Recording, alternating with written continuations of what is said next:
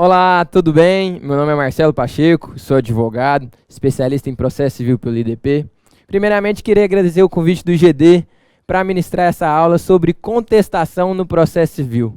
Processo civil, que como muito bem sabem, foi modificado com a nova lei do Código de Processo Civil, Lei 13.105 de 2015, que entrou em vigência dia 18 de março de 2016.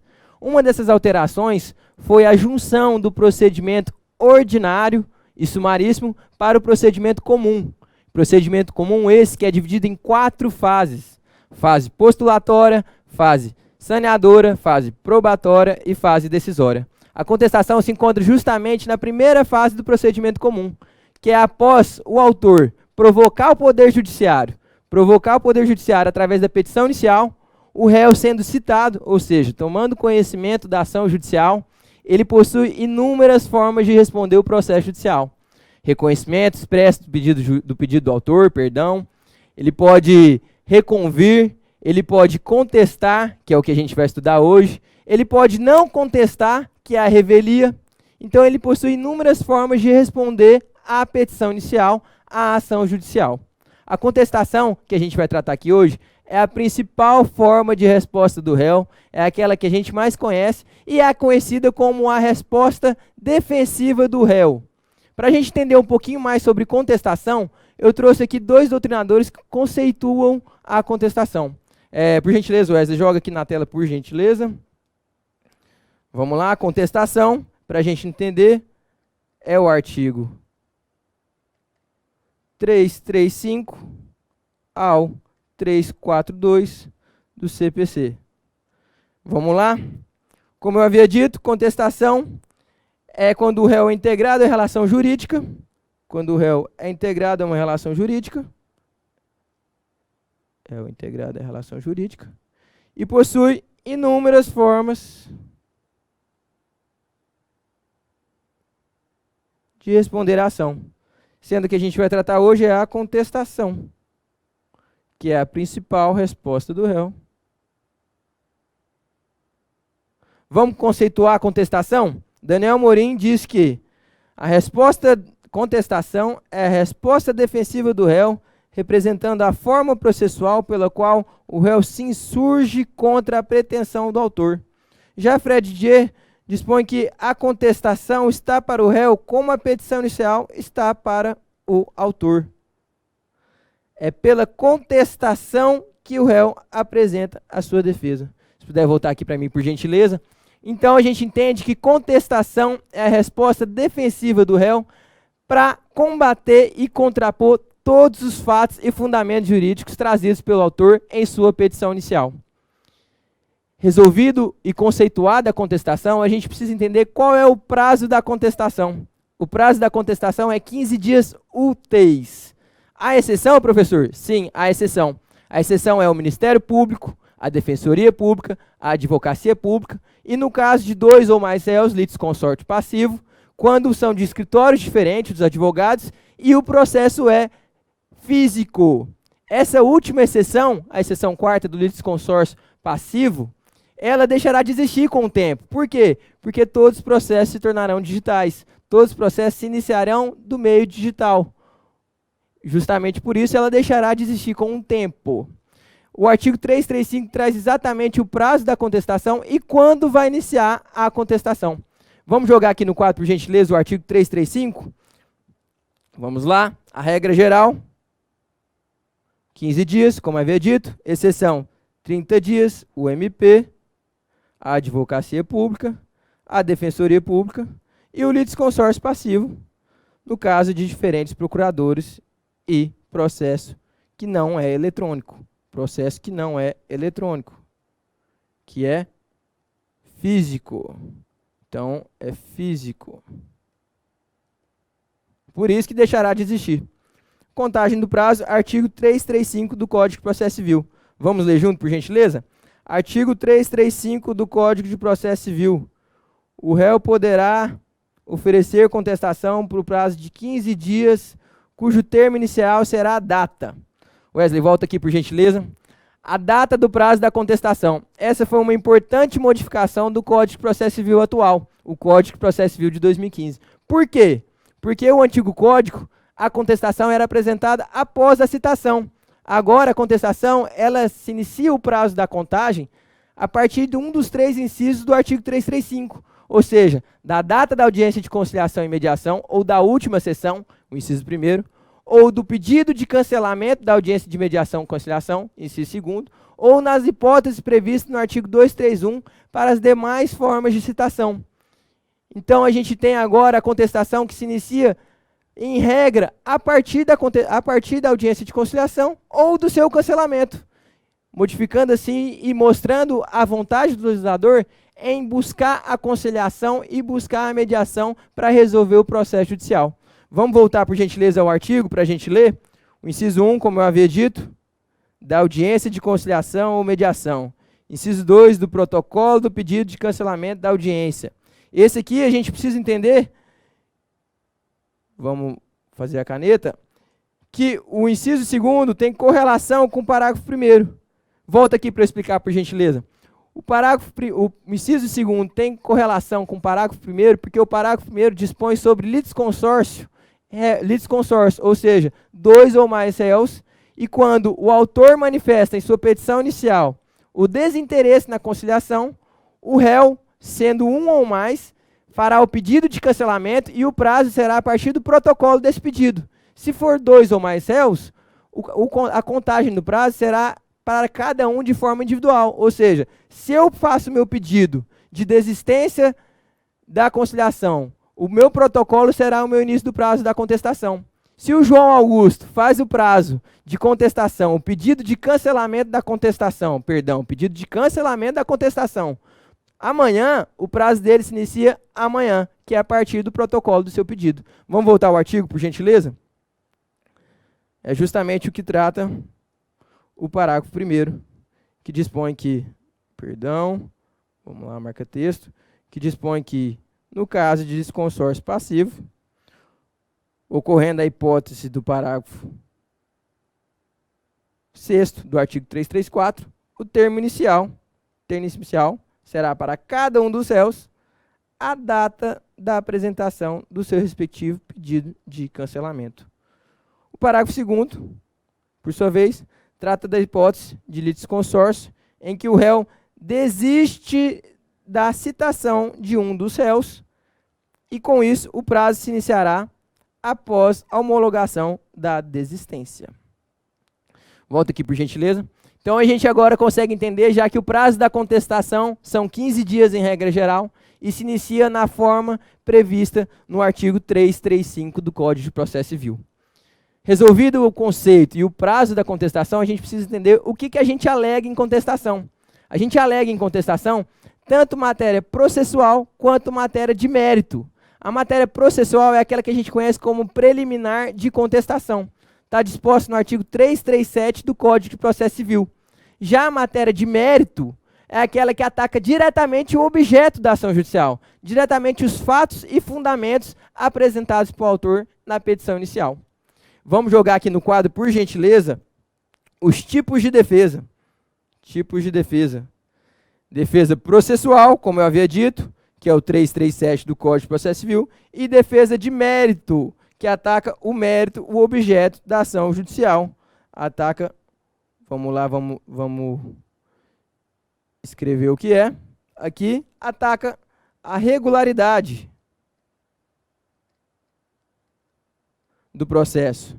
Trata do vício processual. Aqui, ataca o objeto da ação. Volta aqui, por gentileza, Wesley. Então, a gente consegue perceber que tem a defesa processual e a defesa material. A defesa processual ela é dividida em defesa processual dilatória e defesa processual peremptória. Qual é a diferença?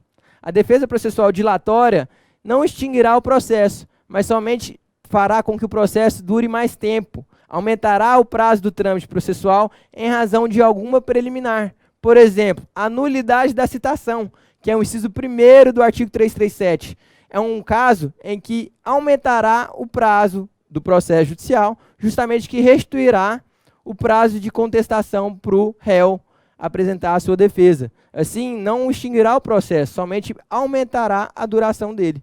Já a defesa processual peremptória acarretará em sua extinção. Exemplo, litispendência, coisa julgada e inúmeros outros do artigo 337. Vamos tratar sobre cada um desses incisos do artigo 337?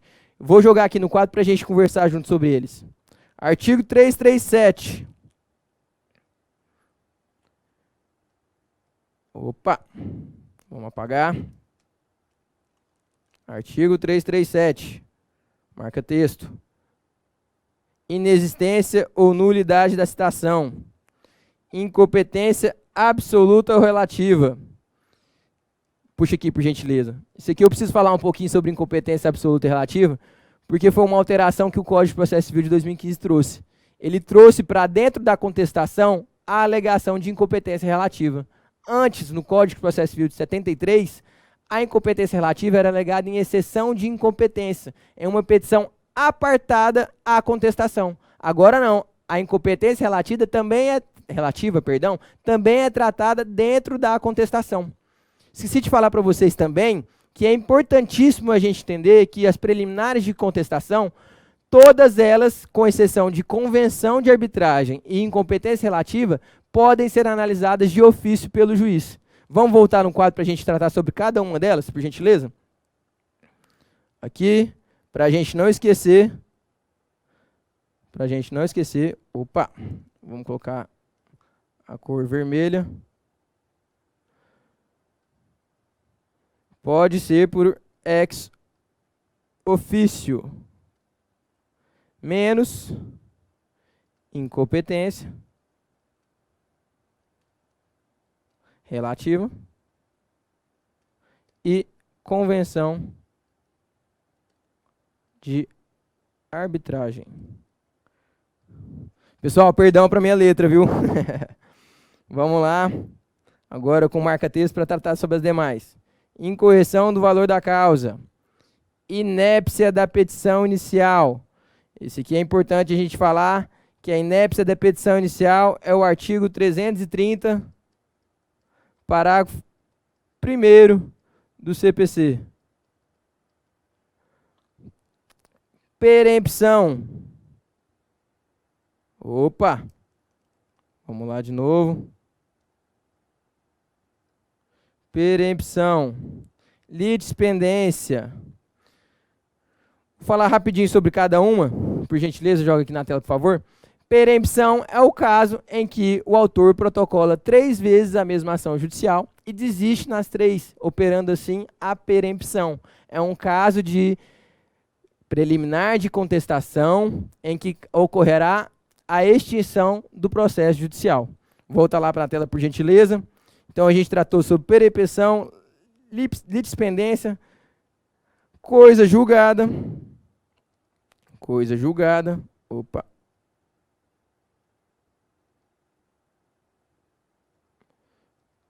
Coisa julgada. Vamos de novo aqui na cor amarela. Vamos ver se vai dar certo agora.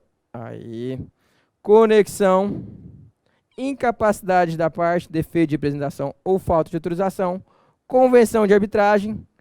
Ausência de legitimidade ou interesse processual. Falta de caução e indevida concessão da gratuidade de justiça. Volta aqui, por gentileza. Eu aconselho vocês, estudantes de direito, advogados, estudantes da OAB, para quando for fazer uma contestação, pegar o artigo 337 e, inciso por inciso, verificando item por item a existência ou não daquela preliminar que é importantíssima, pois pode acarretar numa modificação de competência, pode ocasionar na conexão de processo, pode acarretar na extinção do processo sem julgamento do mérito. Então é importantíssimo a gente analisar item por item do artigo 337 do Código de Processo Civil. Resolvidas as questões processuais, a gente precisa tratar agora sobre a defesa de mérito, que pode ser tanto direta quanto indireta. A direta é que o réu contesta diretamente todos os fatos e fundamentos jurídicos apresentados pelo autor. Enquanto a indireta, a partir da indireta a gente até consegue entender melhor o que é a direta. A partir da indireta, o réu ele contesta e contrapõe todos os fundamentos fáticos e jurídicos do autor a partir de fatos novos, que são os fatos impeditivos, modificativos e extintivos do direito do autor. Eu trouxe aqui no quadro para a gente ver justamente sobre eles, que é a direta e indireta, voltando naquela parte. Direta, vou deixar em amarelo mesmo, ataca os fundamentos sem trazer, sem alegar fatos novos. Já a indireta traz fatos impeditivos, modificativos e extintivos do direito do autor. Volta aqui, por gentileza. Verificado, então, os tipos de defesa, quais são as matérias processuais e as matérias de mérito que devem ser alegadas em contestação, a gente passa por um momento em que a gente precisa trazer quais são as características da contestação. Para mim, essa é a parte mais importante da aula, pois a partir do conhecimento sobre as características da contestação, sobre quais são os princípios da contestação, a gente consegue entender corretamente qual é a importância e qual é a necessidade de uma contestação bem feita, bem fundamentada, contrapondo item por item da petição inicial. O primeiro princípio e primeira característica do Código de Processo Civil em relação à contestação se dispõe em relação ao princípio da impugnação específica dos fatos trazidos pelo autor. O que é impugnação específica, professor? Impugnação específica é quando o réu pega ponto por ponto por ponto, fato por fato e contrapõe cada um deles. Ponto por ponto e contrapõe cada um deles, trazendo assim uma impugnação específica a cada alegação do autor. Professor, mas ele é obrigado a fazer isso? Não, ele não é obrigado a fazer isso. Ele tem um ônus processual. Ah, mas o que acarreta se ele não trazer a impugnação específica de ponto por ponto da petição inicial? Ocorre o que a gente chama de presunção de veracidade dos fatos alegados pelo autor. E isso é muito grave, pois o autor terá com isso a presunção de veracidade de todos os fundamentos que trouxe na petição inicial. O artigo 341 traz exatamente sobre a impugnação específica e as exceções. As exceções aqui a gente já pode dizer. Quais são as exceções para não impugnação específica? Quando a gente não pode impugnar de forma específica, a gente pode impugnar de forma genérica, quando a gente é defensoria pública, quando a gente é curador especial e quando a gente é advogado público. Vamos jogar lá, por gentileza? Vamos lá. Impugnação específica.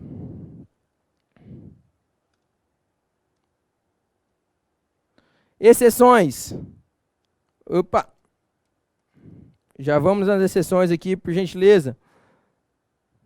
Advogado dativo, curador especial e defensor público. Volta aqui, por gentileza.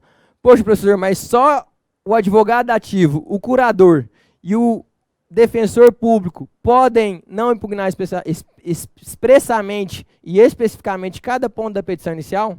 Não.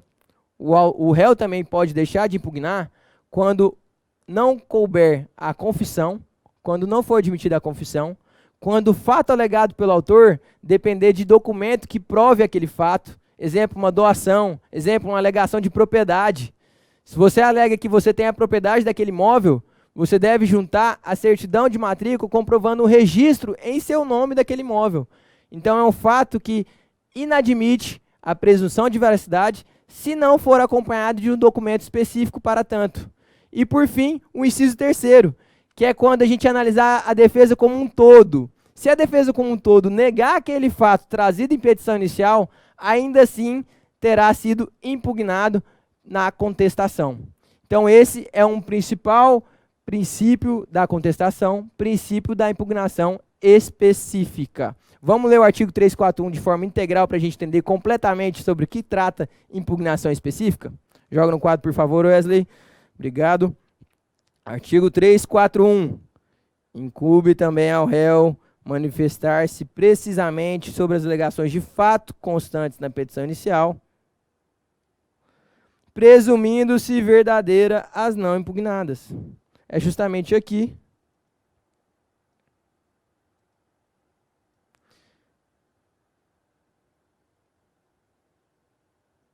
a penalidade,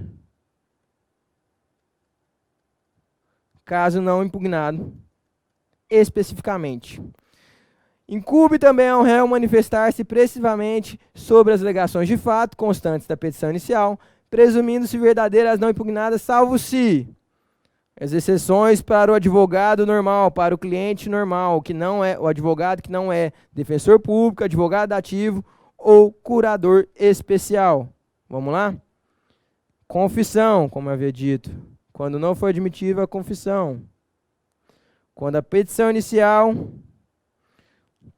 não estiver acompanhada de instrumento que a lei considere imprescindível para o ato. E, inciso terceiro, quando estiver em contradição com a defesa considerada em seu conjunto. Volta aqui, por gentileza.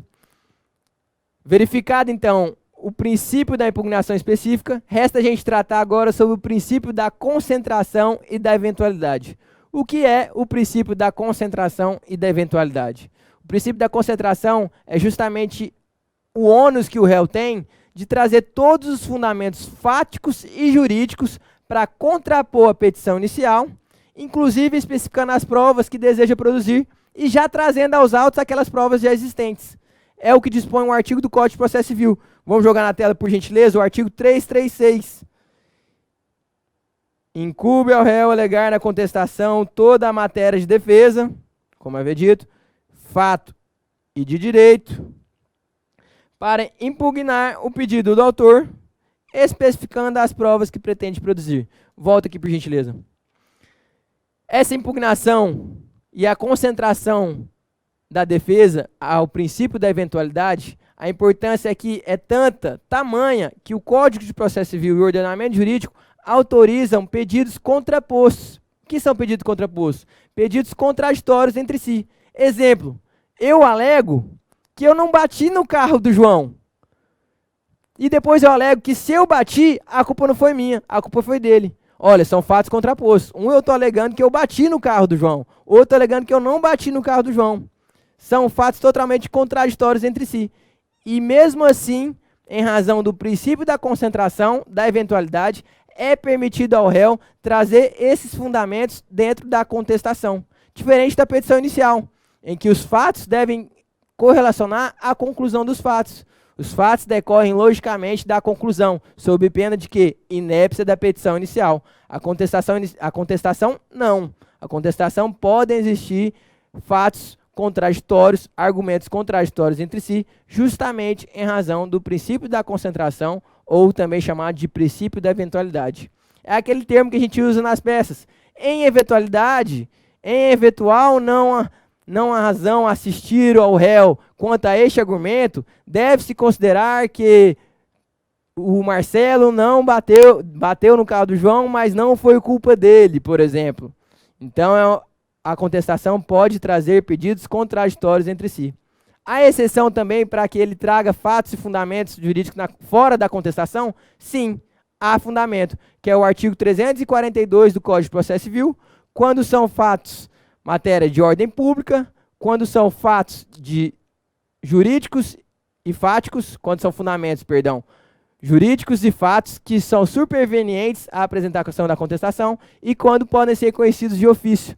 É o que dispõe o artigo 342 do Código de Processo Civil. Se puder voltar, por gentileza. Artigo 342 do Código de Processo Civil. Fatos e fundamentos supervenientes, que é o inciso 1º, conhecidos de ofício, que é o inciso 2º, e matérias de ordem pública. Aqui eu não colacionei o artigo, mas é o inciso 1º, o inciso 2º e o inciso 3º do artigo 342. E aqui é justamente sobre toda a matéria de defesa, ainda que contraditória. Opa, está escrito embaixo. Ainda que contraditória. e a necessidade de especificar as provas que pretende produzir. Volta aqui, por gentileza.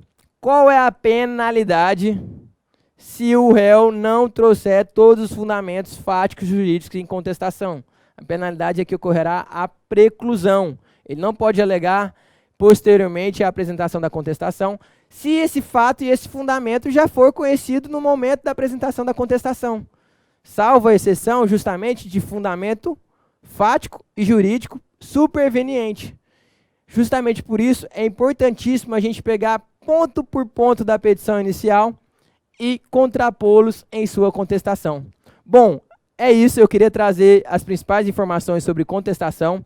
Espero que vocês tenham gostado, tenham entendido sobre o tema, tenham entendido sobre o que é contestação, qual é o prazo da contestação, quando se inicia a contagem do prazo, quais são as defesas preliminares e defesas de mérito e, inclusive, as principais características, impugnação específica e princípio da eventualidade. Espero que tenham gostado.